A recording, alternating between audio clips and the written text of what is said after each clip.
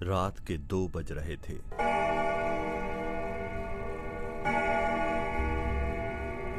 एक अलग ही डर मेरे जहन में दौड़ रहा था।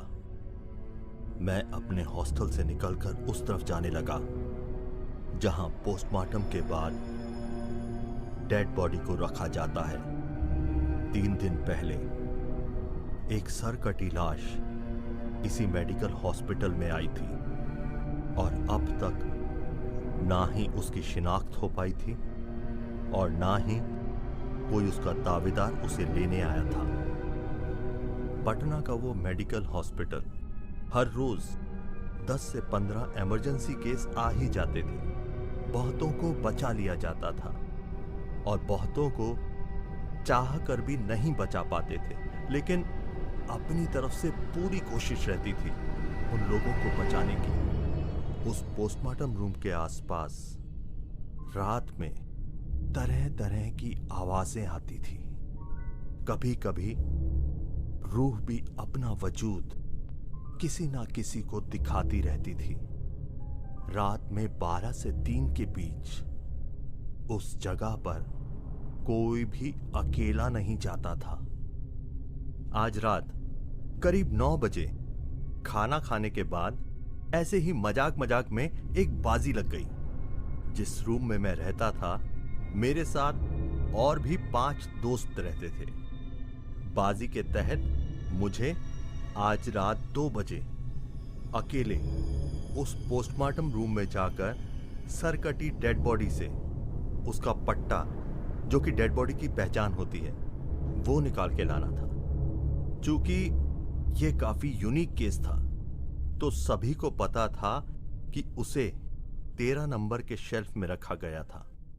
जोश में आकर मैंने हामी तो भर दी, लेकिन जैसे जैसे समय बीतता गया डर मेरे अंदर और ज्यादा हावी होता गया। जैसे ही 2 बजे मैं अपने हॉस्टल से एक टॉर्च और एक चाकू लेकर उस पोस्टमार्टम रूम की तरफ बढ़ने लगा। जैसे जैसे मेरे कदम बढ़ रहे थे डर और ज्यादा हावी होता जा रहा था। जैसे ही मैंने उस पोस्टमार्टम रूम का कमरा खोला, लाइट कट गई। एकदम घुप अंधेरा। मेरी धड़कनें तेज होती जा रही थी। उस शांत वातावरण में मैं अपनी धड़कनों की आवाज बहुत आसानी से सुन पा रहा था। मैंने जल्दी से टॉर्च का स्विच ऑन किया, लेकिन वो जल नहीं रही थी। मैंने अपनी हथेली पे 4 से 5 बार जोर जोर से टॉर्च को पटका, लेकिन वो फिर भी जलने का नाम नहीं ले रही थी। कुछ समझ में नहीं आ रहा था। हॉस्टल से जब निकला था तब वो टॉर्च जल रही थी। अचानक उस कमरे की लाइट कुछ सेकंड के लिए जली, फिर वापस बंद हो गई। अब मेरी धड़कनें कई गुना तेज हो चुकी थी। डर के मारे मैंने टॉर्च के पीछे वाला भाग तुरंत खोलकर फिर वापस टाइट किया।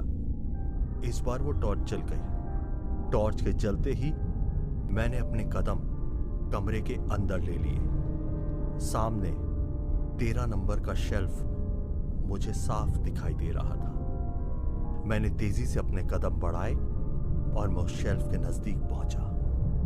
मैंने जल्दी से उस शेल्फ को बाहर की तरफ खींचा। उस लाश के हाथ में और पैर में टैग लगे थे। मैं जितना जल्दी हो सके उस टैग को लेकर उस कमरे से बाहर चला जाना चाह रहा था। मैंने तेजी से उसके पैर का वो टैग अपने चाकू से काटा। इतने में बहुत जोर से आवाज आई। ऐसे लगा किसी ने बहुत जोर से दरवाजा बंद किया। मैंने टॉर्च की रोशनी उस दरवाजे की तरफ की। मुझे ऐसा आभास हुआ कि मेरे बगल में कोई खड़ा है। मैंने अपना टॉर्च घुमाया, लेकिन वहां कोई भी नहीं था। मैं अब उसके हाथ का टैग काटकर जैसे ही वापस पीछे मुड़ा, किसी ने मेरा हाथ कसकर पकड़ लिया। मैंने डर के मारे तुरंत अपनी टॉर्च की रोशनी उस तरफ की जिसने मेरा हाथ पकड़ा था। ये वही सिर कटी लाश थी जिसने मेरा हाथ पकड़ा था। यह देखकर मैं डर के मारे वहीं बेहोश हो गया। करीब 5 मिनट के बाद मेरे चारों दोस्तों ने मुझे होश में लाया। चारों मुस्कुरा रहे थे। मेरी अब भी हालत बिल्कुल खराब थी। उनमें से एक साथी बोला, अबे महेश, अब तो उठ जा, निकल 13 नंबर के शेल्फ से बाहर। महेश ने कोई जवाब नहीं दिया। उसने एक सफेद कफन को हटाया। उस 13 नंबर शेल्फ में वही सर कटी लाश थी। उस सर कटी लाश को देखकर उन चारों की हालत बिल्कुल खराब हो चुकी थी। लेकिन 6 घंटे पहले महेश ने मुझे यह बता दिया था कि आज उन पांचों ने मिलकर यह प्लानिंग की है कि 13 नंबर शेल्फ में सरकटी लाश की जगह पर महेश रहेगा और सरकटी लाश को 19 नंबर के शेल्फ में रखेंगे।